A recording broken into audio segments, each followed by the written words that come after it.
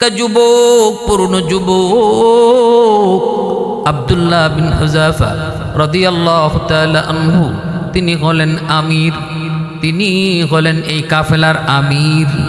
Rome সম্রাট সে এই খবর পেল। সম্রাট তাও জানতো মুসলমানদের ঈমান বড় মজবুত, মুসলমানদের ঈমান কখনো টলানো যায় না। পাহাড় টলতে পারে কিন্তু ঈমানদারের ঈমান টলানো যায় না। রোম সম্রাট সিদ্ধান্ত নিল, এই 17 জনকে গ্রেপ্তার করে আমার দরবারে নিয়ে আসো, আমি দেখব মুসলমানদের ঈমান কত মজবুত, ঈমান কত মজবুত, আমি একটু পরীক্ষা নিব। গ্রেপ্তার করে তার দরবারে হাজির করা হলো। রোম সম্রাট জিজ্ঞেস করে, তোমাদের ভিতরে আমির কে? আব্দুল্লাহ বিন হুযাফা 25 বছরের একজন পূর্ণ যুবক, বাহাদুরের মতো তিনি বললেন, আমি আমি আমি রোম সম্রাট কয়, তুমি আমার পাশে আসো। তার পাশে চেয়ারে নিয়ে আব্দুল্লাহ বিন হুযাফা রাদিয়াল্লাহু তাআলা আনহুকে বসাইল। সভাসদ যারা পরিষদ, মন্ত্রী পরিষদ ছিল, তারা কয়, কি ব্যাপার? আশ্চর্য, একটা মুসলিম যুবককে সম্রাট তার পাশের চেয়ারে নিয়ে বসায় এত সম্মান দেয়, এত ইজ্জত করে, কি ব্যাপার? ঝাপনা, কারণ কি? রোম সম্রাট কয়, আর একটা উদ্দেশ্য আছে, তোমরা একটু পরে উদ্দেশ্য টের পাবা। এইবার রোম সম্রাট বলতেছে, যুবক, তোমাকে আমি যতদূর সম্মান দিয়েছি তুমি তো দেখছো, তোমাকে আরো সম্মান দিব, আরো ইজ্জত দিব, তোমাকে আমি আরো আরো যা পাওয়ার না তাও তোমাকে দিব। জানোনি আমি হলাম রোম সম্রাট, যদি তুমি আমার কথায় রাজি হও তাহলে আমি অর্ধ রোম সাম্রাজ্যের মালিক তোমাকে বানায় দিব। শুধু তাই নয়, আমার মেয়েটা হলো রোমের সবচেয়ে বড় সুন্দরী, আমার সুন্দরী মেয়েটাকেও তোমার কাছে বিয়ে দেব।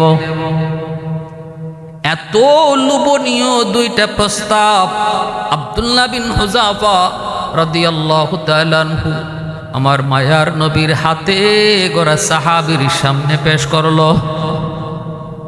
এমন লোভনীয় অফার যদি আমাদের সামনে আসতো, আসেনি, ফিরায় দেয়।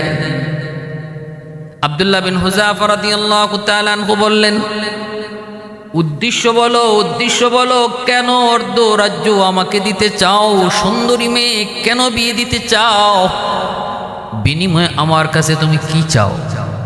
তখন রোম সম্রাট কয়, বিনিময়ে আমি শুধু চাই তুমি মুহাম্মদের ধর্ম ত্যাগ করে আমার ধর্ম গ্রহণ করো। নাউজুবিল্লাহি মিন যালিক। মুসলমান ইমানদার তাম দুনিয়া পাওয়ার চেয়েও, দুনিয়া তাম দুনিয়ার বাদশাহীর চেয়েও তার ঈমান নামক সম্পদকে সবচেয়ে বড় মনে করে। তাম দুনিয়া একদিকে, ইমানদারের ঈমান একদিকে, ঈমানের পাল্লা ভারী। আমার বাইরা 15 যুবক আব্দুল্লাহ বিন হুযাফা রাদিয়াল্লাহু তাআলা আনহু তখন বলেন, এ রোমের কুকুর, কি বলেছ? এত বড় স্পর্ধা তোমার কেমন করে হয়? এমন অফার দেওয়ার সাহস তুমি কেমন করে পেলে? আরে শোনো, লাউ আতাইতানি মা জামিয়া মা মালাকাতুল আরব আলা আন আরজিয়া দীন মুহাম্মাদিন সাল্লাল্লাহু আলাইহি ওয়াসাল্লাম তরফাত আইন মা ফাআলতু। এই রোমের কুকুর, একটু ভালো করে জেনে রাখো, তুমি শুধু অর্ধ রোম সাম্রাজ্যের মালিক আমাকে বানাইতে চাও, শুধু তাই নয় রে, গোটা আরব জাহানের মালিক যদি আমাকে বানাইতে চাও, এমনকি বানায় দাও। আর এক পলকের জন্য মুহাম্মদুর রাসূলুল্লাহর ধর্ম ত্যাগ করতে তুমি আমাকে বলো, মা ফাআলতু।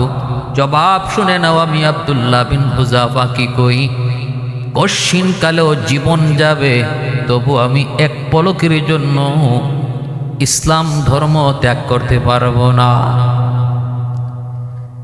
এই কথা শোনা মাত্রই রোম সম্রাট অবাক হয়ে গেল, স্তব্ধ হয়ে গেল, জবান বন্ধ হয়ে গেল। সম্রাট কয় কি ব্যাপার, কয় কি যুবক, এমন কথাও বুঝি কয়, আশাই করতে পারে নাই সে এমন জবাব মুসলিম যুবক দিবে। সাথে সাথে রোম সম্রাট বলতেছে, এ যুবক এখনো সময় আছে, একটু চিন্তা করে দেখো। আব্দুল্লাহ বিন হুযাফা কয় সর্বোচ্চ ফাইনাল চিন্তা করে জবাব দিয়েছি, ফাইনাল সিদ্ধান্ত আমি তোমাকে শোনায় দিয়েছি। এইবার রোম সম্রাট তার মন্ত্রী পরিষদকে বলে, আরে মন্ত্রীর দল একটু তাড়াতাড়ি তোমরা বলো, এখন আমি কি করব?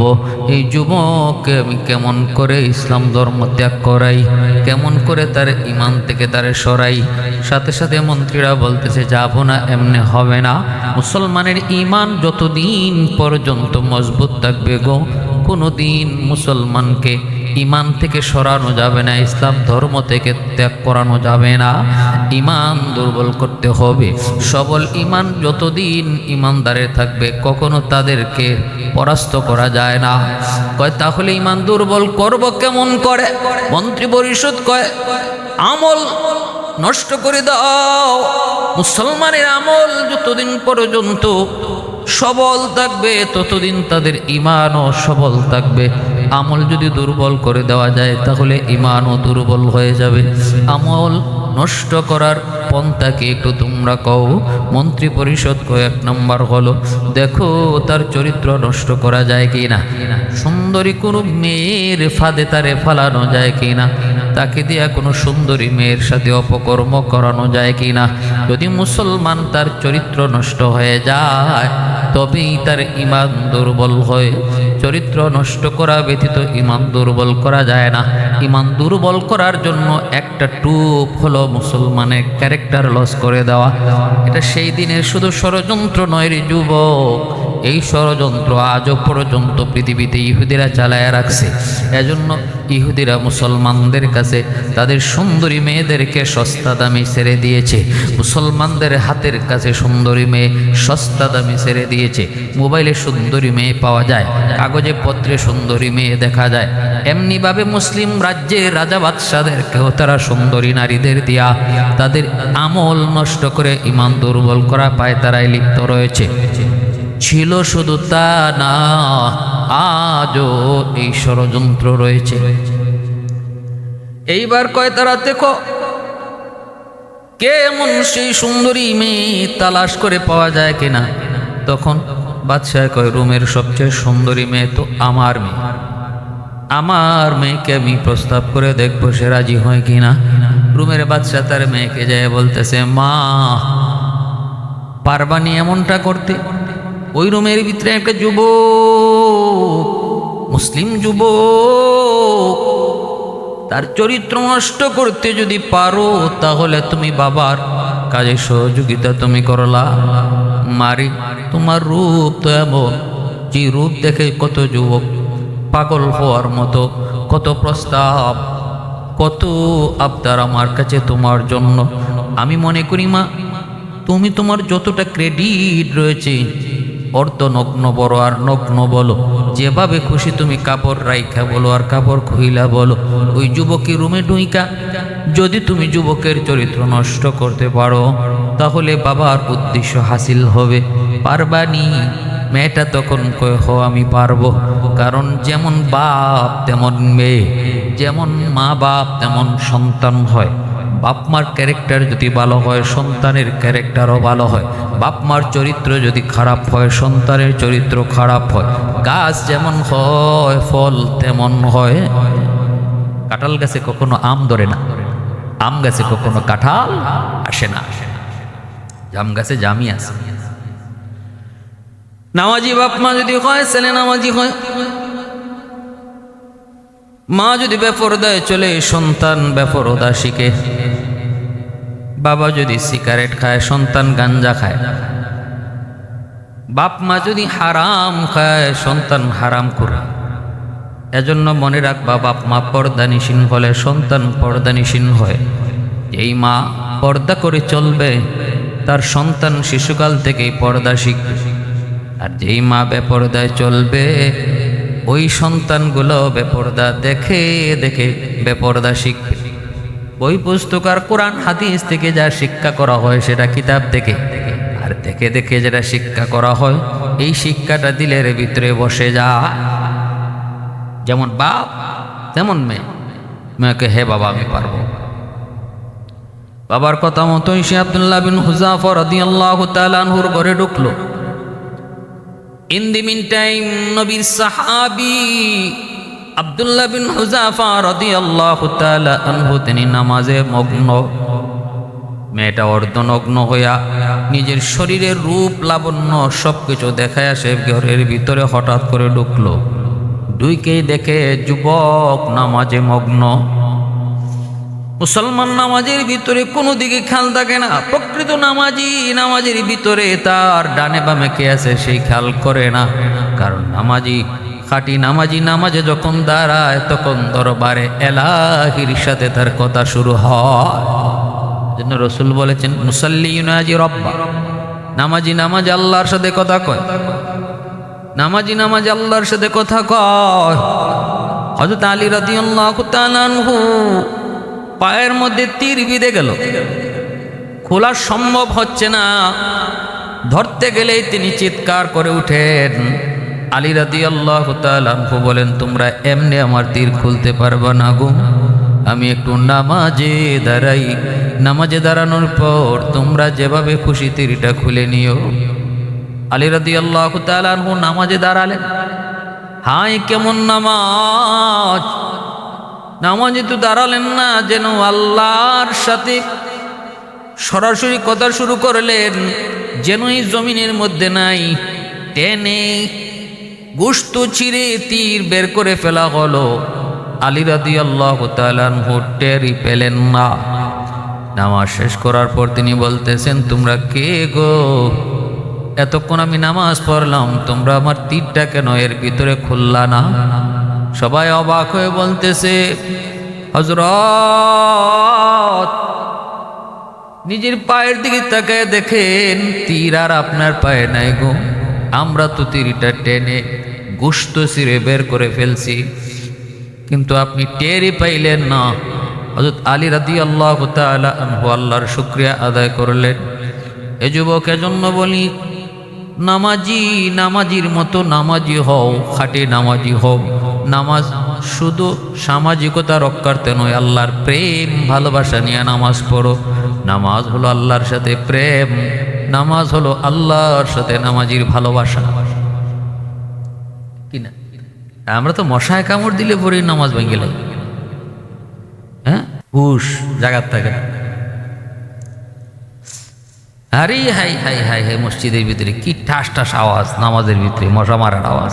মেরে খবর লো দেওয়ানা তেরা হো গিয়া মেরে খবর লো, ऐ दोस्तों अगर जाकर नबी जाबत बख्शम, अज़ाचे यज़ी दोस्त बगु याबत बख्शम, ऐ सल्ली अला आपका फैज़ान रिसालत, जो मिस्ल हजर था वो ख़वारिश रही ना, सदक़े में तेरे हो गया हो रहबर उम्मत, जो कुफर की जुल्मत से तयक अब्द कमीना, जो कुफर की जुल्मत से तयक अब्द कमीना। ভাইরা বন্ধুরা, এবার রোমের বাদশার মেয়ে বিশ্ব সুন্দরী অবাক, মাথা হাত দিয়া মাটিতে বসে গেল। এক কেমন যুবক, আমি এমন এক সুন্দরী, এমন এক রূপ, আমি যেদিকে যাই ওই দিকেই তো যুবক আমার দিকে তাকায় থাকে। কত যুবকের মাথা নষ্ট আমার রূপের সামনে, কিন্তু এ কেমন যুবক? একে মানুষ নাকি পাথর গো? একে মানুষ নাকি ফেরেশতা?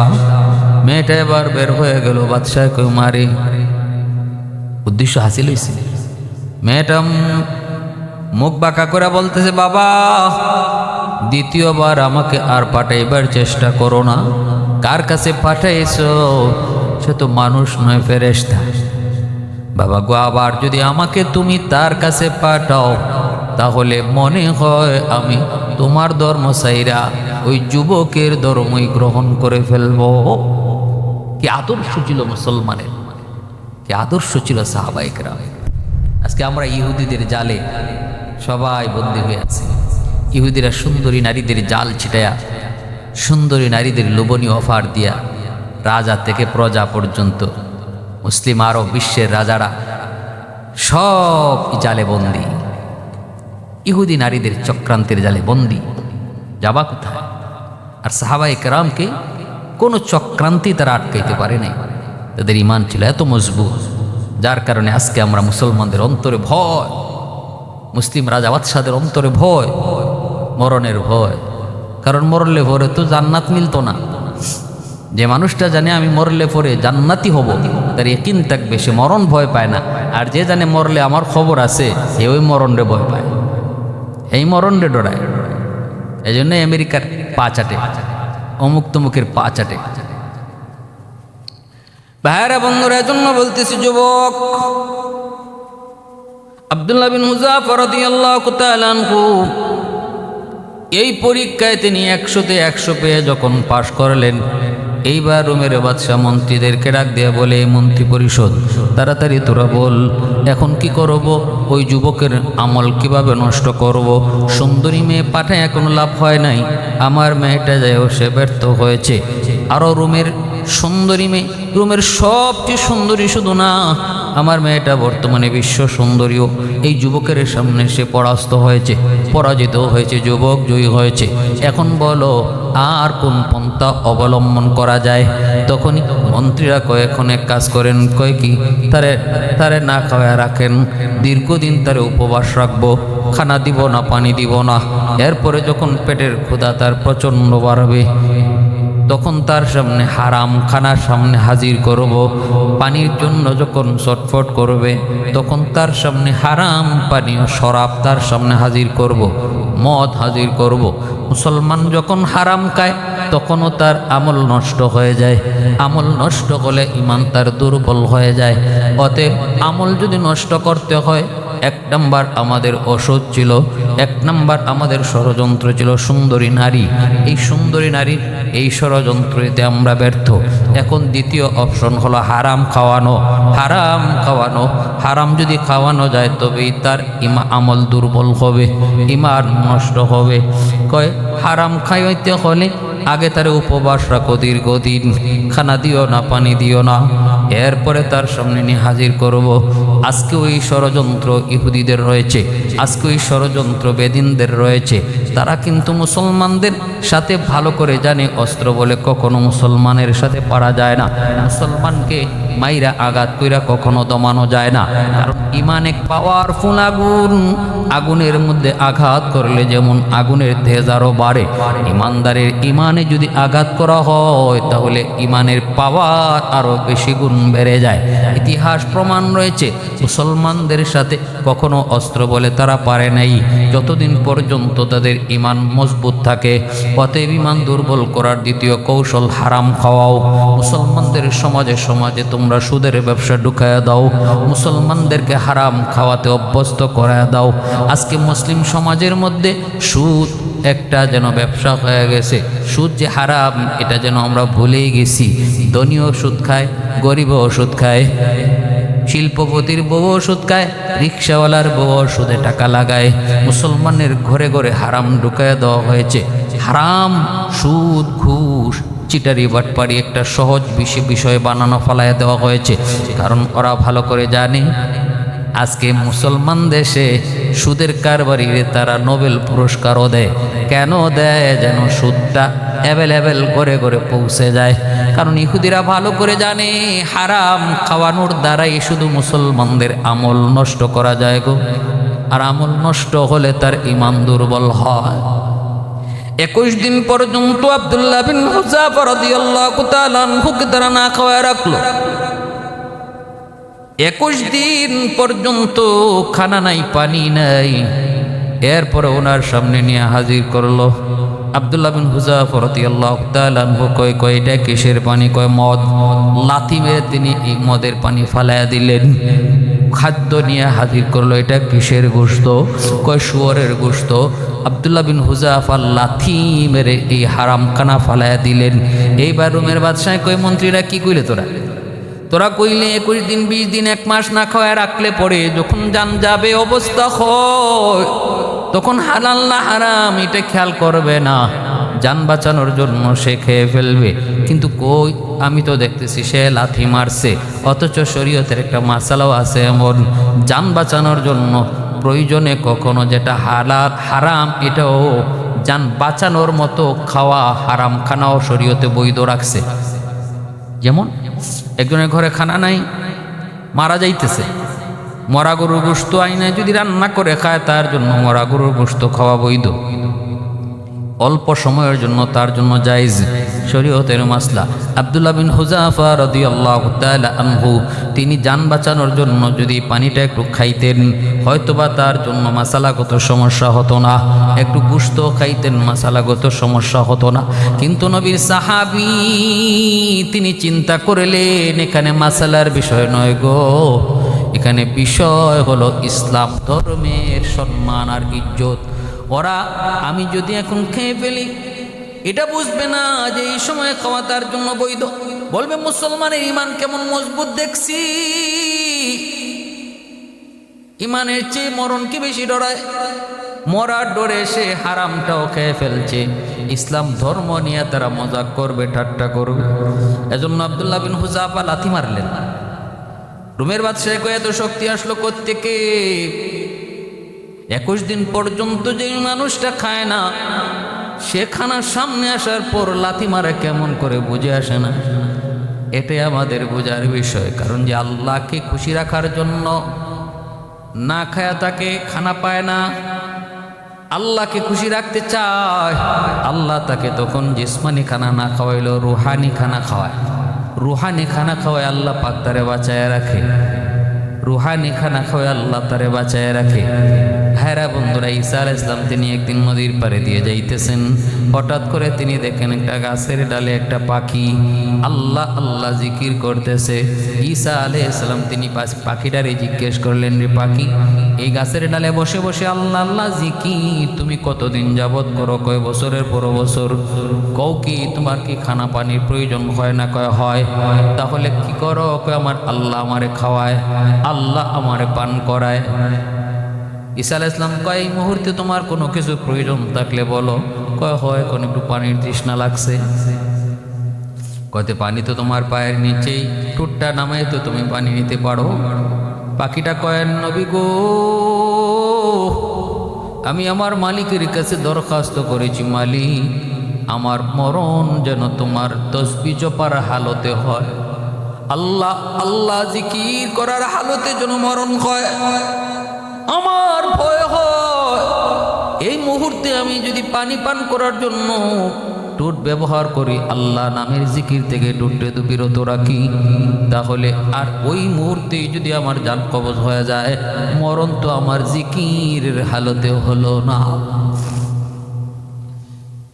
এ দিল তো দিল নেহি গায়ে জিসি দিল মে তু নেহি, ए दिल तो दिल नहीं है जिस दिल में तू नहीं, ए गुल तो गुल नहीं है जिस गुल में बू नहीं, ए गुल तो गुल नहीं है जिस गुल में बू नहीं। এই দিল দিল নয় যে দিলে আল্লাহ নাই, আর এই ফুল ফুল নয় যে ফুলে ঘ্রাণ নাই। আব্দুল্লাহ বিন হুযাফা রাদিয়াল্লাহু তাআলা আনহু হারাম খানা সামন থেকে লাথি মেরে ফালায় দিলেন। এইবার রোম সম্রাট মন্ত্রীদেরকে বলতেছে, এবার তোরা বল এখন কোন পথে যাই গো, আর কোন পন্থা আমরা অবলম্বন করব? তখন তারা কয় তারে আমরা মরণের ডর দেখাই, শুলিতে চড়ায় হত্যা করার ডর দেখাই, আর কিছু করার না, এখন মেরে ফেলা দরকার। শুলিতে চড়ানোর জন্য যখন তারে তুলবে তখন আব্দুল্লাহ বিন হুযাফা তিনি মুচকি হাসতেছেন। বাদশাহ তখন কয় যুবক এখনই তোমারে ফাঁসি দেওয়া হবে, তুমি হাসো কেন? আব্দুল্লাহ বিন হুযাফা তখন বলেন, এরে রুমের কুকুর হাসি এজন্য, তাহলে শোন, আমাকে এখন শহীদ কইরা খুব তাড়াতাড়ি তুমি যে আমাকে আল্লাহর জান্নাতের মেহমান বানায় দিতেছো, এজন্য আমি আনন্দে হাসতেছি। তখনই রুমের বাদশাহ কয়, তাহলে আর এভাবে মারা দরকার নাই, আমি তো মারতে চাই তাই তারে ভয় পাওয়ানোর জন্য, কিন্তু মরতে গেলে যদি হাসে এইভাবে মারার প্রয়োজন নাই, নামাও। নামায় আনার পর কয়, এখন কি করব? কয়, বড় ডেকের মধ্যে তেল গরম করো, বড় ডেকচির মধ্যে তেল গরম করো, ফুটন্ত তেল, আর ওই ফুটন্ত তেলের মধ্যে তার একজন সাথীরে আগে মাটিতে নিক্ষেপ করো, পাত্রের মধ্যে নিক্ষেপ করো। এই দৃশ্য দেখার পর হয়তো যুবক ভয় পেয়ে যাবে, আর আপনার প্রস্তাব হয়তো মেনে নিবে। বিশাল আকারের ডেকচি, ওই ডেকচির মধ্যে তখন তেল ফুটাইয়া টকবগে করা হলো। আব্দুল্লাহ বিন হুযাফাকে এই জায়গায় হাজির করা হলো। আবার ওনার চোখের সামনে একজন সঙ্গী সাথী, ওনারই একজন সাথীরে এই ফুটন্ত তেলের মধ্যে তারা ফালায় দিলেন, সাথে সাথে ভাজা হয়ে গেছেন। আব্দুল্লাহ বিন হুযাফা রাদিয়াল্লাহু তাআলা আনহু, নবীর সাহাবী, চোখ দিয়ে পানি ঝরে রে। তখন বাদশাহ কয়, হ্যাঁ এখন মনটা নরম হইছে, এখন নরম হইছে। ডাক দিয়া কই, যুবক, এখনো সময় আছে, আমার প্রস্তাবে তুমি রাজি হয়ে যাও, অর্ধ রুমের বাদশার মালিক বানাবো, রুমের অর্ধেক রাজ্য তোমাকে দিয়ে দিই। শুধু তাই নয় রে, আমার সুন্দরী মেয়েটাকেও বিয়ে দেব। হে যুবক, জানি তুমি এখন ভয় পেয়েছো। আব্দুল্লাহ বিন হুযাফা কয়, রে রুমের কুকুর, আমি ভয় পেয়ে কাঁদি না, মরণের ডরও আমি কাঁদি নাই। তাহলে কেন কাঁদছো? আমি কাঁদছি এই জন্য, আমার সঙ্গে আমার সাথী, যারে তুমি একটু আগে আগুনে ফেলায় শহীদ করেছো, সে আমার বন্ধু। দুনিয়াতে আমরা একসাথে চলতাম, তার সাথে দুনিয়াতে আমার আমলের প্রতিযোগিতা ছিল। ওই প্রতিযোগিতায় আমি সব সময় তার আগে থাকতাম, সে আমার পিছনে থাকতো। সে যদি আল্লাহ রাস্তায় 100 টাকা দান করতো, আমি 110 টাকা দান করতাম। সে যদি দৈনিক 10 পারা কোরআন তেলাওয়াত করতো, আমি 12 পারা তেলাওয়াত করতাম। সে যদি 50 রাকাত নফল নামাজ পড়তো, আমি তার চেয়ে আরও 10 রাকাত বাড়ায় পড়তাম। আমলের ময়দানে আমি তার চেয়ে আগে ছিলাম, সে আমার পিছনে। কিন্তু আজকে জান্নাতে যাওয়ার প্রতিযোগিতায় আমার আগে তুমি তারে শহীদ করার কারণে সে জান্নাতে যাওয়ার প্রতিযোগিতায় আমার আগে চলে গেল, আমি পিছনে পড়ে গেলাম। এই দুঃখে আমি কাঁদতেছি। সুবহানাল্লাহ, আল্লাহু আকবার। সাহাবায়ে কেরামের ইমানের হালতটা একটু বুঝেন, তাদের চিন্তা চেতনাটা একটু দেখেন। আর আমরাও তো মুসলমান, তারাও তো মুসলমান, হ্যাঁ, আমরাও মুসলমান, তারাও মুসলমান। ভাইরে, ওই অবস্থায় আমাদের প্রতিযোগিতা হইল কি? কে কয়তলা বাড়ির মালিক হইতে পারে, কার কয়জন ছেলে বিদেশ পাঠানো যায়। আমাদের প্রতিযোগিতা হইল কে চেয়ারম্যান হইতে পারে। আমাদের প্রতিযোগিতা হইল কি? কে চেয়ার বইতে পারে। আমাদের প্রতিযোগিতা দুনিয়া লইয়া, আমাদের প্রতিযোগিতা সম্পদ বাড়ানো লইয়া, আমাদের প্রতিযোগিতা হলো দুনিয়ায় কে কার থেকে বেশি উপরে উঠতে পারে। কিন্তু সাহাবায়ে কেরাম রাদিয়াল্লাহু তাআলা আনহুমের প্রতিযোগিতা ছিল আমলের প্রতিযোগিতা। কে কার চেয়ে বেশি আমল করতে পারে, কার বেশি আমল, এই আমলের প্রতিযোগিতা ছিল তাদের বেশি। আব্দুল্লাহ বিন হুযাফা রাদিয়াল্লাহু তাআলা আনহু কয়, রে রুমের কুকুর, আমি মরণের ডরে কাঁদি না, আমি কান্না করেছি আমার বন্ধু যারে তুমি শহীদ করেছ, তারে যে আমার আগে তুমি জান্নাতে পৌঁছানোর সুযোগ করে দিয়েছ, আর আমি তার পিছনে পড়ে গেছি। অথচ দুনিয়ার আমলের প্রতিযোগিতায় আমি ছিলাম তার আগে, সে ছিল আমার পিছনে। টার্গেট ছিল জান্নাত থেকে আগে যায়, কিন্তু মূল কাজটার মধ্যেই তুমি তার জান্নাতি মানুষ, ওই মুমিন ইমানদার আল্লাহর পরিচয় পাওয়ার পর চরম খুশি। এইবার আল্লাহ বলবেন, বান্দা, দুনিয়ার জগতে আমি আল্লাহর কদমে সাজদা দিয়েছো, কোনদিন আমি আল্লাহকে দেখো নাই, না দেইখা আমার কদমে সাজদা দিয়েছো জীবন ভর। আজ তোমরা আমি আল্লাহকে দেইখা সাজদা দেওয়ার ইচ্ছা হয়নি, আমি আল্লাহর কদম দেইখা তোমাদের সাজদা দেওয়ার ইচ্ছা হয়নি। সাথে সাথে মানুষগুলা চোখের পানি ধরে হাওমাও করে কানবে আর কইব, মালিক ওই দিনটার আশায় আমরা জীবন ভর তোমার কদমে সাজদা দিছি, একদিন তোমার কদম দেইকে সাজদা দিব। ওই দিনের আশায় না দেইকা জীবন ভর সাজদা দিছি। আল্লাহ পাক রব্বুল আলামিন খুশি হয়ে বলবেন, নাও আমার কদম বাড়ায় দিলাম। আল্লাহ তার কুদরতি কদম যেই মাত্র জান্নাতি মুমিন মানুষগুলার সামনে আল্লাহ পাক তার কদম বের করে দিবেন। ভাইরা বন্ধুরা যুবক, সাথে সাথে মানুষগুলা আল্লাহর কদম দেইকা সেজদায় পরে বেহুশ হয়ে যাবে। এত মজা, এত মজা আল্লাহর কদম দেইকা সেজদা দেওয়ার ভিতরে, এত মজা, এত মজা। ওই সেজদা দিয়ে তারা বেহুশ হয়ে পড়ে থাকবে, কিন্তু একদল মানুষ তারা সেজদা দিতে চাইবে, সেজদা দিতে পারবে না। একদল মানুষ সেজদা দেওয়ার ইচ্ছা করবে কিন্তু পারবে না। আল্লাহর কদম দেইখা সবাই তো সেজদায় পড়ে গেল, কিন্তু একদল মানুষ তারা সেজদা দিতে পারে না, চেষ্টা করে সেজদা দেওয়ার জন্য, কিন্তু মেরুদণ্ডের হাড় তার বাঁকা হয় না, পিঠ তার বাঁকা হয় না, চেষ্টা করে বাঁকা হওয়ার জন্য পিছন দিক দিয়ে উপর হয়ে পড়ে যায়। বারবার চেষ্টা করে যখন পারে না, তখন কান্না শুরু করে দেয়। কান্দে কান্দে চোখের পানির বদলে রক্ত পর্যন্ত বের হয়, তবুও তাদের পিঠ বাঁকা হয় না। আল্লাহ জিজ্ঞেস করবে, বান্দা কেন কান্না করো একটু বলো। বলবে, মালিক তোমার কদম দেইখা সবাই সেজদা দেয় কিন্তু আমি পারি না। সবাই তোমারে সেজদা দেয়, আমি পারি না। বন্ধু তোমারে সেজদা দিল, আমি দেখতেছি, তারপর আমি পারি না।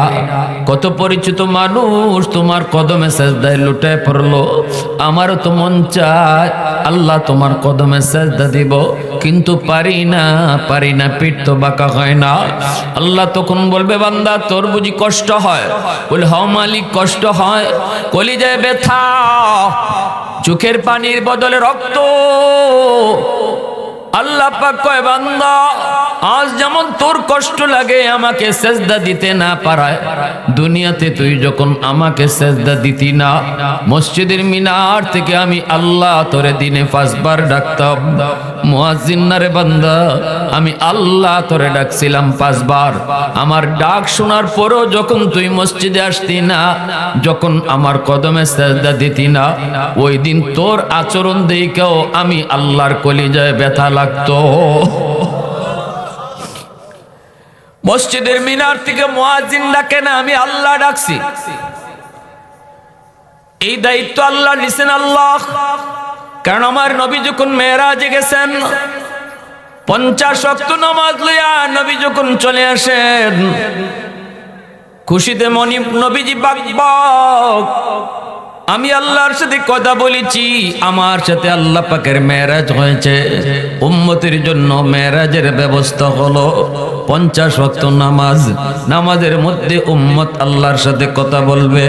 এজন্যই নবীজি বলেন, মুসাল্লি ইউনাজি রব্বা, নামাজি আল্লাহর সাথে কথা কয়, নামাজি আল্লাহর সাথে কথা কয়।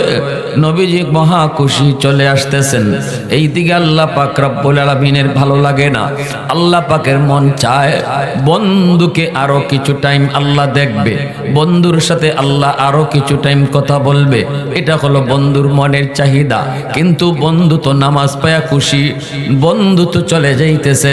এইবার আল্লাহ পাক কয়, মুসা রে, ও মুসা, আমার বন্ধু তোমার পাশ দিয়ে যাবে, যেতে দিও না, বুঝে শুনে আমি আল্লাহর কাছে আবার ফেরত পাঠাইও। মুসা নবী কয়, নবী গো, ওগো নবীজি এত খুশি কারণ কি? নবী কয়, আমারও মেরাজ হইছে, আমার উম্মতেরও মেরাজের ব্যবস্থা হইছে। কেমনে? কয় 50 ওয়াক্ত নামাজ, নামাজের মাধ্যমে উম্মত আল্লাহর সাথে মেরাজ হবে। মুসা নবী কয়, না গো নবীজি, 50 ওয়াক্ত নামাজ আপনার উম্মত দিনও আদায় করতে পারবে না, বড় কষ্ট হবে। এই নামাজ 50 ওয়াক্ত যদি দিনও আদায় করতে হয়, খাইবে কখন, ঘুমাইবে কখন, দুনিয়াদারি করবে কখন, ব্যবসা বাণিজ্য করবে কখন? না গো নবী পারবে না। কমায়া নিয়ে আসেন। খুশিতে আপনার মনে হয় এতটা হুঁশ নাই, আপনি এতটা হুঁশ রাখেন নাই, 50 ওয়াক্ত নামাজ পারবে না। নবীজি এইবার বুঝলেন, হ ঠিকই তো, আমার উম্মত দিনও 50 ওয়াক্ত কেমনে আদায় করব? নবীজি চলে গেলেন আল্লাহর কাছে। আল্লাহ জিজ্ঞেস করে, বন্ধু ফিরত আইসো কেন? নবী কয়, মালিক 50 ওয়াক্ত উম্মত পারবে না, কঠিন হয়ে যাবে, কমায় দেন, কমায় দেন। আল্লাহ মুচকি হাসি দিয়া কয়, নেও বন্ধু, 5 ওয়াক্ত কমায় দিলাম। 45 ওয়াক্ত লিয়া নবী চলে আসতেছে। এইবার আল্লাহ কয়, মুসা জায়গা তো বন্ধু, মন চায় আরো কিছু কথা বলি, বন্ধুর সাথে আরো কিছু সময় কাটাই, বুঝে শুনে আবারও বন্ধুরে ফিরত পাঠাইও। মুসা নবী কয়, নবী গো হবে না, 45 ওয়াক্ত অনেক বেশি, আরো কমান। নবীজি আবার আসলেন। আল্লাহ কয়, বন্ধু কেন আইসো? নবী কয়, আল্লাহ 45 ওয়াক্ত অনেক বেশি, কমায় দেন। আল্লাহ মুচকি হেসে কথা কয়া কয়, বন্ধু নেও 5 ওয়াক্ত আরো কমাইলাম। 40 ওয়াক্ত নিয়ে নবী চলে আসে। আল্লাহ কয়, মুসারি ও মুসা, যত দেখি ততই বন্ধুরে দেখতে মন চায়, আবারও পারলে বুঝায় ফিরত দিও। মুসা নবী কয়, না গো নবী হবে না, আরো কমান।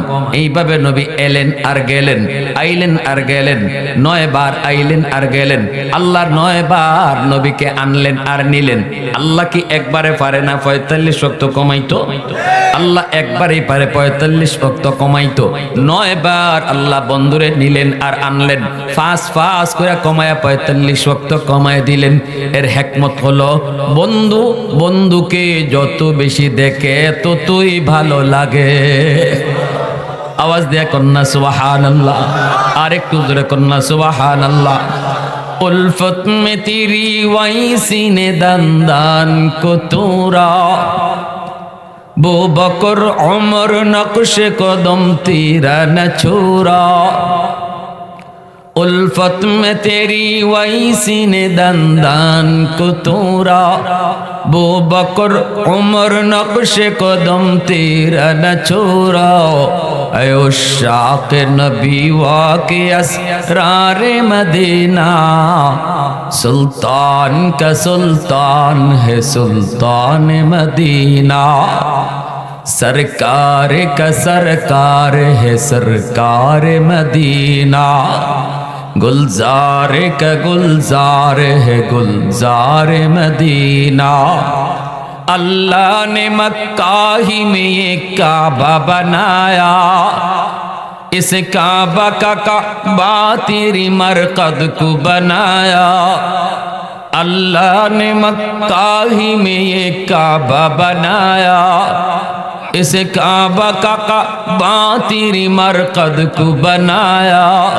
ऐसा लम्हा जी चले जा राह मदीना, सुल्तान का सुल्तान है सुल्तान मदीना। सरकार का सरकार है सरकार मदीना, गुलजार का गुलजार है गुलजार मदीना। आवाज दिया बोलें अल्लाहु अकबर। এইবার 5 ওয়াক্ত নিয়ে নবী যায়। আল্লাহ পাক তখন কয়, মুসা বন্ধু 5 ওয়াক্ত নিয়ে যাইতেছে, তবু আমি আল্লাহর স্বার্থে মন চায় না, আবারও পারলে বুঝায় শোনায় পাঠায়। মুসা নবী কয়, নবী গো কয় ওয়াক্ত রইছে? আমার আপনার নবী কয় 5 ওয়াক্ত রইছে। 50-এর ভিতরে আল্লাহ 45 কমায়া দিছে, রইছে 5 ওয়াক্ত।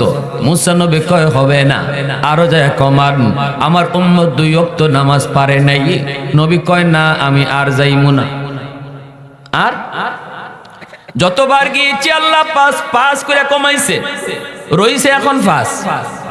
আগের মতোই যদি আল্লাহ কমায় তাহলে তো আমি খালি বাসুন। অতএব না, আমি আর যাবো না, আর যাবো না। কিন্তু মুসা নবী মুচকি হাসি দিয়ে কয়, নবী গো যান, আমি নিউজ পাইছি, খালি হাতে আল্লাহ ফিরত দিত না। আল্লাহ তো কইছে আপনারে আবার যাওয়ার জন্য, যান, কিছু না কিছু পুরস্কার আছেই। তবে একটা কথা শিখাইয়া দিই, এখন যখন আপনি যাবেন, গেলে পরে আল্লাহ বলবে, বন্ধু কেন আইছো? আপনি বলবেন, আল্লাহ 9 বার আইছি, 9 বার কইছি আমি কেন আইছি। এখন আমি কইমু না আমি কেন আইছি, তুমি কও কেন আইছি। সুবহানাল্লাহ, জোরে কইবেন না? আল্লাহ পাক কয়, বন্ধু এত সুন্দর জবাব, কারণ মনের খবর জানেন কে? আরো জোরে বলেন কে? শুধুমাত্র, কেবলমাত্র, একমাত্র মনের খবর জাননেওয়ালা একমাত্র কে? আল্লাহু আলিমুম বিযাতিস সুদূর। অন্তরের খবর জানেন কে? দয়াল বাবা, কিবলা বাবা, খাজা বাবা, জটা শাহ, ল্যাংটা শাহ, বদনা শাহ, কোন বাবাই মনের খবর জানে না। মনের খবর জানেন শুধুমাত্র, যুবক আওয়াজ দিয়া বলো, শুধুমাত্র আল্লাহ। এই জায়গায় যদি গন্ডগোল থাকে, নামাজ পড়ে লাভ নাই, শিরক হয়ে যাবে। যদি কেউ মনে করে আমার খাজা বাবাও জানে, আমি কেন আইছি আমার খাজা বাবাও জানে, এই নিয়তটা দিলে থাকলে নামাজের কর যদি কপালে ভরে লাভ হবে না। শিরিকের মতো জঘন্যতম গুনাহ আল্লাহ কখনো মাফ করবেন না। আল্লাহ পাক কয়, বন্ধু আমি আল্লাহ জানি 5 ওয়াক্ত নামাজ তোমার উম্মতের জন্য বেশি কষ্ট হবে না, আর কমাইতে হবে না। যাও 5 ওয়াক্ত নামাজই তুমি নিয়ে যাও। তবে আইসো যখন, তাহলে শোনো, তোমার উম্মতের 5 ওয়াক্ত নামাজের জিম্মাদার আমি আল্লাহ। সুবহানাল্লাহ। আমি আল্লাহ তাকে ডাইকা ডাইকা নামাজ পড়ায় নিমু। আল্লাহু আকবার। আমি তাকে ডেকে ডেকে নামাজ পড়ায় নিমু। আগের কোন উম্মতকে মসজিদের মিনার থেকে ডাকা হতো না, নির্ধারিত সময়ে মসজিদে আইসা নামাজ পড়তো। কিন্তু এই উম্মতের জন্য আজানের ব্যবস্থা করে আল্লাহ কয়, না না বন্ধু, উম্মতের নামাজ আমি তারে ডাইকা ডাইকা পড়ায় নিমু। আর যদি সে আমার ডাকে সে 5 ওয়াক্ত নামাজ আদায় করে, আমি তাকে 50 ওয়াক্তের সওয়াব দিমু। সুবহানাল্লাহ। ভাইরা আমার, এজন্য আল্লাহ পাক রব্বুল আলামিন, আল্লাহ পাক রব্বুল আলামিন ওই মানুষগুলিরে আল্লাহ পাক ডাইকা বলবে, বান্দা, ও বান্দা, আজকে তোর বুঝি কষ্ট হয়, আমাকে সেজদা দিতে না পারায় তোর মনে কষ্ট, কলিজার ভিতরে তোর বড় কষ্ট, চোখের পানির বদলে তোর রক্ত ঝরে। কিন্তু বান্দারে, দুনিয়াতে যখন আমি তোরে ডাকতাম, মসজিদের মিনার থেকে বলতাম আল্লাহু আকবার, আল্লাহু আকবার, আমি আল্লাহ বড়, আল্লাহ বড়, তোরে বারবার তোর কানে আওয়াজটা আমি পৌঁছাইছি। না বান্দা, তোর ঘুম বড় নয়, আমি আল্লাহ বড়, তোর দোকানদারি বড় নয়, আমি আল্লাহ বড়। না বান্দা, না তোর বন্ধু বড় নয়, আমি আল্লাহ বড়। এইবার বন্ধুকে বাদ দিয়ে আমি আল্লাহর ডাকে মসজিদে আয়, ঘুমটা বাদ দিয়া তুই আমি আল্লাহর ডাকে মসজিদে আয়। কিন্তু না না, এত করে তোরে আমি ডাকলাম, তুই আমার ডাক শুনলি না, মসজিদের পাশ দিয়ে তুই চলে গেলি, অথচ তোর পাশেই লোকজন মসজিদে ঢুকলো, তুই মসজিদে ঢুকলি না। আমি আল্লাহ তোরে পিছন থেকে ডাকতেছিলাম। সুবহানাল্লাহ। মসজিদের পাশ দিয়া তুই চলে যাও, আমি তোরে পিছন থেকে ডাকি, ইয়া আইয়ুহাল ইনসান মা গাররাকা বিরাব্বিকাল কারীম। ও বান্দা, তোরে কে আমি আল্লাহ থেকে ভুলাই দিল?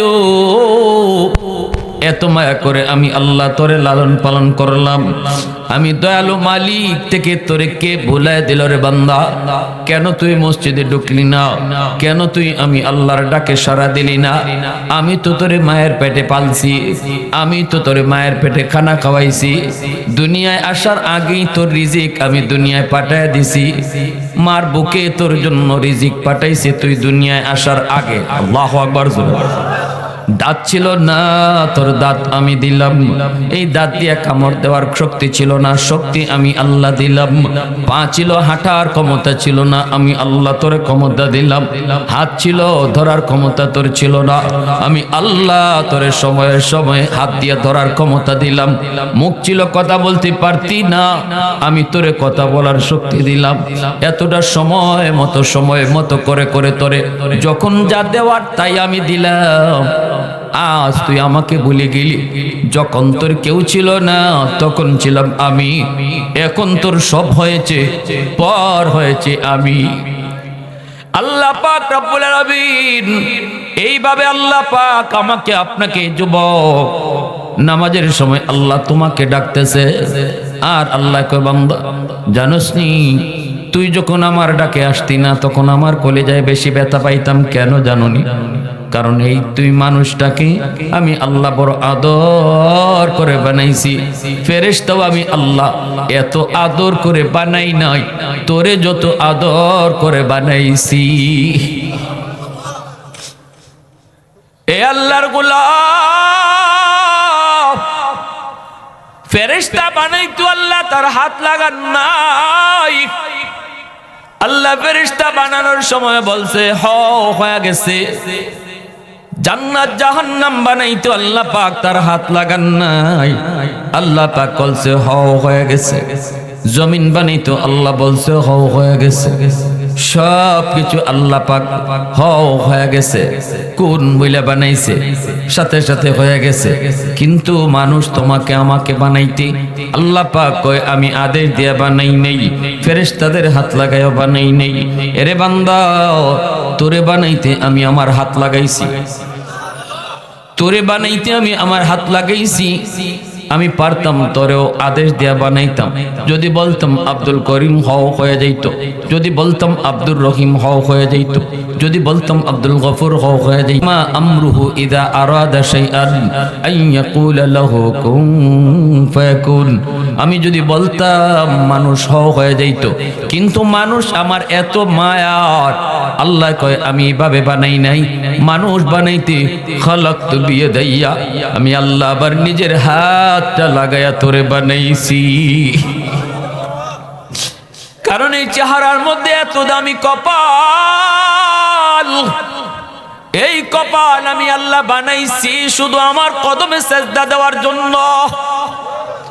এই কপালটার এত দাম, এত দাম, যেই কপাল আমার সেজদার জন্য বানাইলাম, এই কপাল ফেরেশতাদের হাতে বানাইলে হয় না, এই কপাল আদেশ দিয়ে বানাইলেও হয় না। আমি আল্লাহ নিজের হাত দিয়ে বানাইছি, আমি নিজের হাত দিয়ে বানাইছি বান্দা। এরপর তুই আমার ডাকে আসলি না, ওয়াজ মাহফিলের আয়োজন করলো যুবকরা, এলাকাবাসী আসলি না, মাইকিং করে জানানো হলো তাও বসলি না, দাওয়াত তাবলীগ ওয়ালারা তোরে কত করে বুঝাইলো, এরপর তুই মসজিদে গেলি না।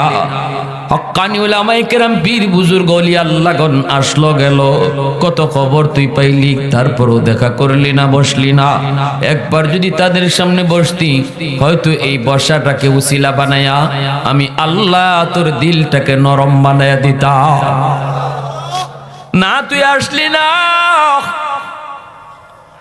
ভাইরা বন্ধুরা, এ যুবক, আল্লাহ পাক রব্বুল আলামিন পরিষ্কার বলেন হাদিসে কুদসিতে, জানোনি তুমি যুবকের সেজদার দাম আল্লাহর কাছে কত?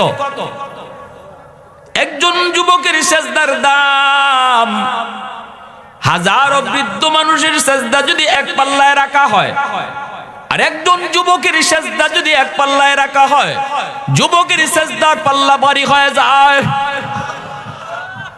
কারণ যুবক যৌবনের ইবাদতের দ্বারা আল্লাহর ওলি হয়। ওলি এই জমিনে যত ওলি হইছেন সবাই কিন্তু ওলি হইছেন যৌবনকালের যুবক। যৌবনের ইবাদত আল্লাহর ওলি বানায়, আল্লাহর ওলি বানায়। এজন্য মনে রাখো, আল্লাহ পাক রব্বুল আলামিন আফসোস করে করে ডাকবে, আফসোস করে করে তোমাকে শোনাবে। আল্লাহ পাক হাদিসে কুদসিতে কয় জানুনি প্রতিদিন জমিন আমি আল্লাহর কাছে আবদার করে আলা কুল্লা ইয়াউমিন ওয়াল আরদু ইয়াস্তাজিলু রাব্বাহু ওয়াল মালাইকাতু ইয়াস্তাজিলু রাব্বাহু ওয়াল বাহরা ইয়াস্তাজিলু রাব্বাহু আবতালু ইবনা আদম ফি কারি। হাদিসে কুদসি আল্লাহ পাক বলেন জানুনি প্রতিদিন জমিন আমি আল্লাহর কাছে আবদার করে করাফের জমিনটাও আল্লাহর কাছে প্রতিদিন কয় আল্লাহ অনুমতি দাও বেনামাজিকে আমি আর জমিনে হাঁটতে দিব না, সুদকুরকে আমি জমিনে আর হাঁটতে দিব না। এই বেনামাজির পায়ের বোঝা আমি কত নিব, সুদকুরের পায়ের আওয়াজ আমি জমিন আর কত শুনব। আসবিরু ইলা মাতা আসবিরু, ধৈর্য ধরবো তো আর কত কাল আমি ধৈর্য ধরবো। অহংকারী তোমার নাফরমান কত অহংকার করে আমি জমিনের উপর দিয়ে হাঁটে, আমি জমিন আর কত দেখবো, কত ধৈর্য ধরবো। আল্লাহ তুমি অনুমতি দাও। আবতালিউ ইবনা আদম ফি কারি, এই নাফরমানকে আমি গিলে ফেলি, এই বেনামাজিকে আমি গিলে ফেলি, সুদকুরকে আমি গিলে ফেলি, নাফরমানকে আমি গিলে ফেলি। আল্লাহ পাক এইভাবে সাগর মহাসাগর প্রতিদিন আমি আল্লাহর কাছে আবদার করে আমি আল্লাহ চুপ করে দেই। আল্লাহ জমিনও একটা ধমক দেয়, ফেরেশতাদেরকেও ধমক দেয়, সাগর মহাসাগরকে আল্লাহ ধমক দেয়।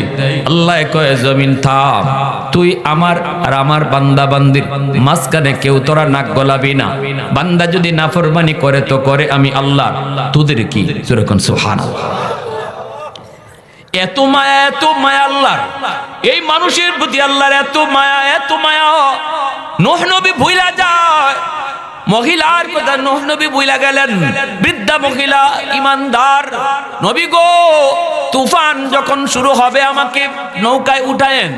নূহ নবী কয় ঠিক আছে মা তুলবো, কিন্তু ভুলে গেলেন। তুফানও হলো, দুনিয়া পানির নিচে ডুবলো, সব কিছু ধ্বংস হয়ে গেল। এরপরে নূহ নবীর মনে হলো হায় হায় আমি তো আল্লাহর ওই বান্দি, আমার ওই বৃদ্ধা মার কথা ভুলে গেছি। হায় হায় আসলেন খোঁজ নেওয়ার জন্য। দুনিয়া তামা তামা হয়ে গেল। আইসা দেখেন তার ভাঙ্গা ঘর এখনো আগের মতোই আছে। নবী আইসা ডাক দেয়া কয় মা। মহিলা ভিতর দিকে আওয়াজ দেয়া কয় নবী গো তুফান কি শুরু হয়ে গেছে নাকি? আল্লাহর পয়গম্বর নূহ নবী সিজদায় পড়ে আল্লাহর কাছে কান্দে আর কয় মালিক তোমার কুদরত বুঝা বড় দয়। দুনিয়া তামা তামা হয়ে গেল, কিন্তু ভাঙ্গা ঘর আগের মতোই থাকলো। তোমার বান্দি খবরই পাইল না, এত বড় ঝড় তুফান, দুনিয়া তুমি পানির নিচে নিয়ে গেলা, তোমার বান্দি খবর পাইল না। আল্লাহ কেমনে কি হলো একটু বুঝাও। আল্লাহ পাক তখন কয় নূহ রে আমার বান্দি তোমারে কইছিল ইয়াদ করে নিয়ে যাইতায়, মনে নাই তোমার, ভুইলা গেছো তুমি। তোমরা নবী উম্মত ভুলতে পারো, কিন্তু আমি আল্লাহ আমার বান্দা বান্দি ভুলতে পারি না।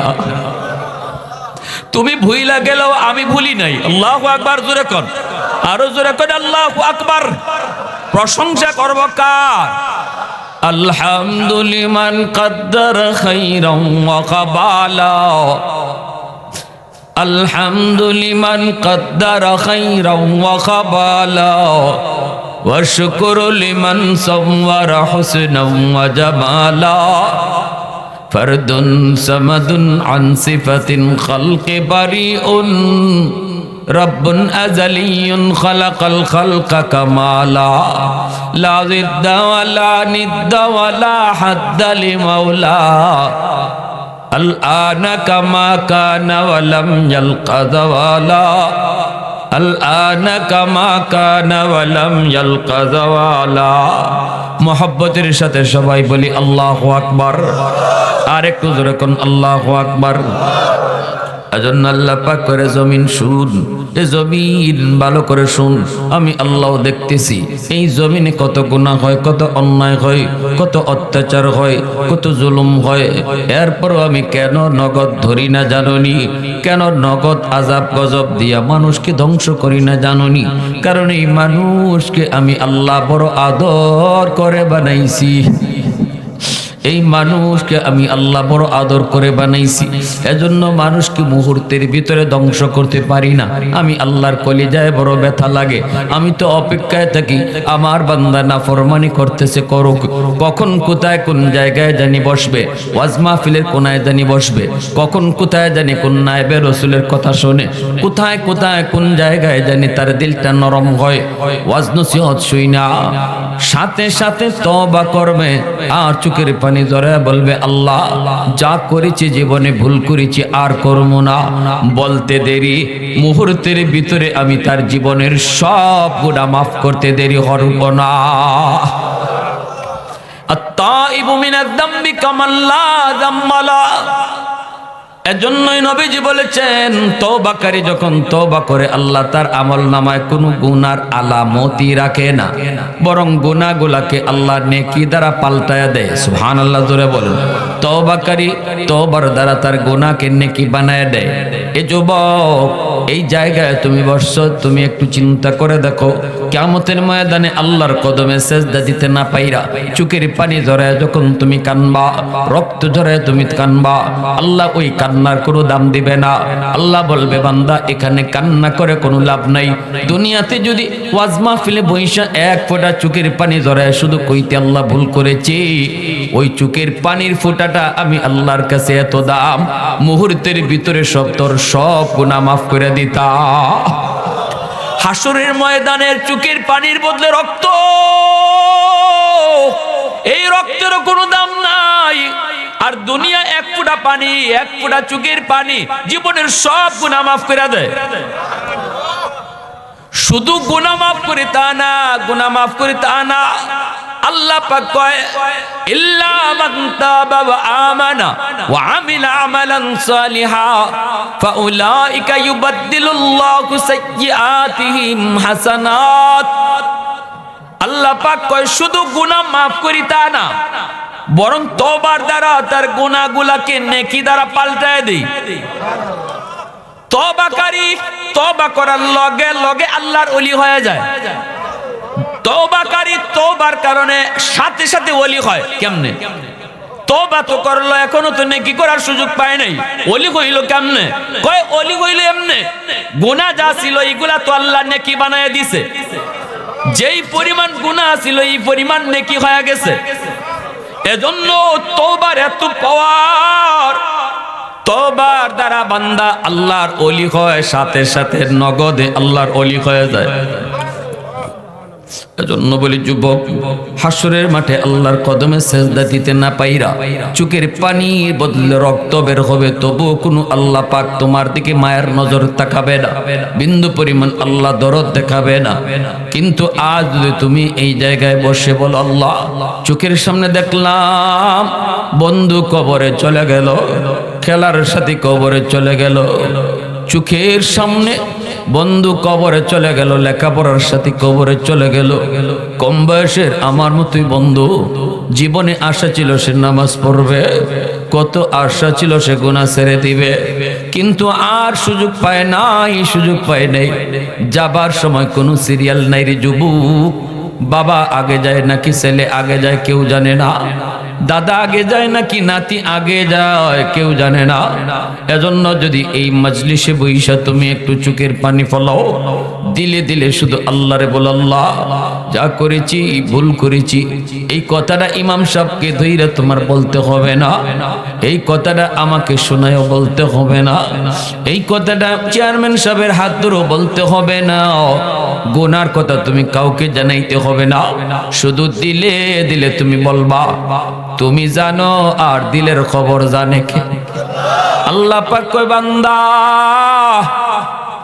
তোর দিলের কথাটা আমি আল্লাহ ঠিকই শুনবো, সাথে সাথে তোর নাম মাহফিলে বসার আগে নাম ছিল গুনাহগারের তালিকায়, আর দিলে দিলে খাঁটি নিয়তে তওবা করার উসিলায় আমি আল্লাহ মুহূর্তের ভিতরে নাম উঠায় দিব ওলির তালিকা। প্রশংসা করব কার? গোলামি করব কার? এজন্য আল্লাহ বলে জমিন সাবধান, আমার বান্দা বান্দি কি করলো না করলো কি করতেছে না করতেছে এই ব্যাপারে তোরা কেউ নাক গলাবি না। আমি আল্লাহ সবই দেখতেছি, কখন কোথায় কোন জায়গায়, দিনে হলে দিনে, রাতে হলে রাতে, সকালে হলে সকালে। খালি বলবে আল্লাহ ভুল করেছি, মুহূর্তের ভিতরে আমি আল্লাহ তারে সব গুনাহ মাফ কইরা ওলি বানায় দেব। আমার ভাইরা বন্ধুদের জন্য বলতেছিলাম, যৌবন কালটা হলো আল্লাহর কাছে বড় দামি। যৌবন কালটা হলো আল্লাহর কাছে বড়। কবর এমন এক জগৎ, যুবক হয়তো কেউ কেউ এই কথা বলতে পারেন, হুজুর কবরে গেলে পরে যে কবরে আযাব হয়, কবরে শান্তি হয়।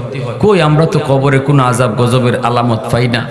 কিন্তু ভালো করে ইয়াদ রাখবেন, কবরের আযাব যদি আল্লাহ মানুষকে দেখাইতো, তাহলে কোনো মানুষ লাশ লইয়া কবরে যাইতো না, সন্তানও মার লাশ লইয়া কবরে যাইতো না। যদি আল্লাহ কবরের আযাব মানুষকে দেখাইতো, বাড়িঘর কবরে ফাঁসে রাখবো দূরের কথা, কবর যত দূর দেখা যায় এর ভিতরে কেউ বাড়িঘর বানাইতো না। যদি আল্লাহ কবরে আযাব মানুষে দেখাইতো, দুনিয়ার নিজাম বন্ধ হয়ে যাইতো। শুধুমাত্র দুনিয়ার টিকায় রাখবার লাগি আল্লাহ মানুষের চোখের আড়াল করে রাখছে কবরের আযাবটা। এজন্য আজকে কবরে পাশ দিয়ে রাতের অন্ধকারও আপনি আমি যাওয়ার সাহস পাই। আল্লাহ যদি কবরে আযাব মানুষে দেখাইতো, আবার অন্ধকারে কবরে পাশ দিয়ে যাইবেন, দিনও কেউ যাইতো না। বামার কবরে আযাব যদি সন্তান দেখতো, তাহলে এই সন্তানের ব্যবসা বাণিজ্য কোনো কিছু তার ভালো লাগতো না, খানা ভালো লাগতো না, গলা দিয়ে খানা যাইতো। দেখতো যদি যে মার কবরে আযাব হইতেছে, বাবার কবরে আযাব হইতেছে, এই ছেলে খানা খাইবে কি কইরা, গলায় গিয়ে গলায় খানা আটকে যাইব। যদি দেখে মার কবরে কি আযাব হইতেছে, আল্লাহ দুনিয়ার সব নিজাম উল্টা পাল্টা হয়ে যেত। এজন্য আল্লাহ ঠিক রাখবার লাগি কয়, না এটা আমি আল্লাহ দেখাইলাম না, তোমাদের চোখের আড়াল করে রাখলাম। আবু যর গিফারি কবরে নামবেন আর বলতেছেন, এরে কবর, এই মুহূর্তে তোমার মাঝে যারে রাখবো জানুনি সে কে? কে সে জানুনি? তিনি হলেন হাসান হুসাইনের মা। আল্লাহু আকবার। হাসান হুসাইনের মা। কে সে হাসান হুসাইন? যে দুইজন হবেন জান্নাতের যুবকদের সর্দার। আল্লাহু আকবার। কবর কোনো জবাব দেয় না, জবাব দেয় না। এইবার তিনি আবারও বলেন, রে কবর, জানোনি তোমার মাঝে কারে রাখবো? তোমার মাঝে এখন যাকে আমি রাখতে যাব তিনি হলেন আলী। তিনি হলেন আলী মুর্তাজা, যার উপাধি হলো হায়দার। দুনিয়ার থাকতে যিনি জান্নাতের সার্টিফিকেট পেয়েছেন, ওই আলীর একজন কলিজার, আলীর একজন প্রিয়তমা স্ত্রী, ওই আলীর স্ত্রীকে তোমার কাছে রাখবো। তখনও কবর জবাব দেয় না। আবার আবু যর গিফারি কয়, কবর রে শুন, এই মুহূর্তে আমি তোর কাছে যারে রাখবো তিনি কে জানোনি? তিনি হলেন জান্নাতের সকল মহিলাদের সর্দারিনী। আল্লাহু আকবার। কবর কোনো জবাব দেয় না। আবার আবু যর গিফারি কয়, কবর, এই মুহূর্তে তোর মাঝে যারে রাখবো জানোনি? ইনি রাহমাতুল আলামিন, সাইয়্যিদুল মুরসালিন, সকল নবীদের নবী, সকল রাসূলদের রাসূল। जो नबियों का नबी हो, जो रसूलों का रसूल हो, এত বড় পয়গম্বরের কলিজার টুকরা মে খাতুনে জান্নাত মা ফাতেমাকে তোর মাঝে রাখতেছি। আল্লাহু আকবার। কবর জবাব দিয়া কয়, আবু যর, কে ফাতেমা, কে নবীর মেয়ে, কে কার স্ত্রী, কে কার মা? আমি কবর এগুলা চিনি না, আমি কবর এগুলা চিনি না। আমি কবর চিনি শুধু কে কি পরিমাণ নেকি লইয়া আইছে, কে কি পরিমাণ আল্লাহরে খুশি করে আইছে রে যুবক।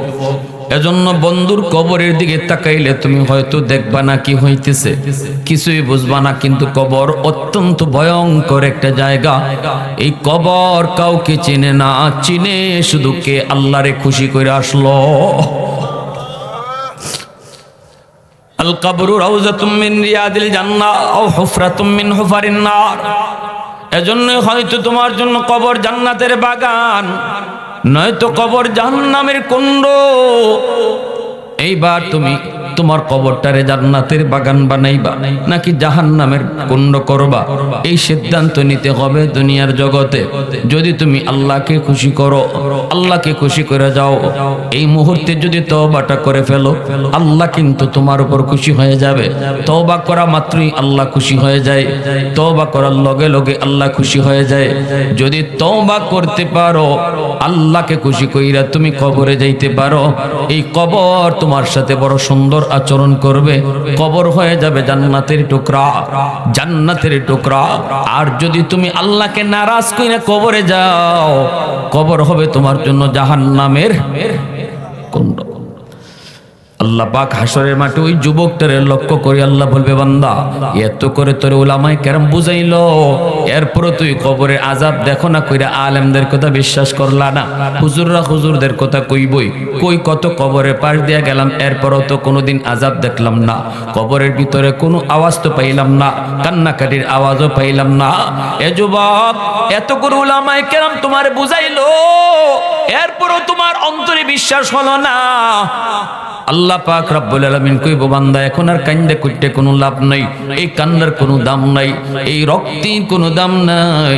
আল্লাহ ফেরেশতাদেরকে আদেশ দেবেন, খুযুহু ফাকুল্লুহু, এরে ধরো 70 গজ জিঞ্জির দিয়া ওরে বাঁধো, 70 গজ জিঞ্জির দিয়া ওরে বাঁধো। খুযুহু ফাকুল্লুহু সুম্মাল জাহিমা সাল্লু সুম্মা ফি সিলসিলাতিন যারউহা 70 যিরাআন ফাসলুকু। এরপর আল্লাহ বলবেন, ওরে জাহান্নামের ভিতরে নিক্ষেপ করো। এত করে উলামায়ে কেরাম বোঝায়, এরপরও তো সে বুঝ মানে নাই। এত করে আলেম উলামা তারে বোঝায়, বুঝ মানে নাই। না না, দুনিয়াতে সে যদি একটু চোখের পানি জড়াইতো, আজ চোখের পানির বদলে রক্ত বের করা লাগতো না।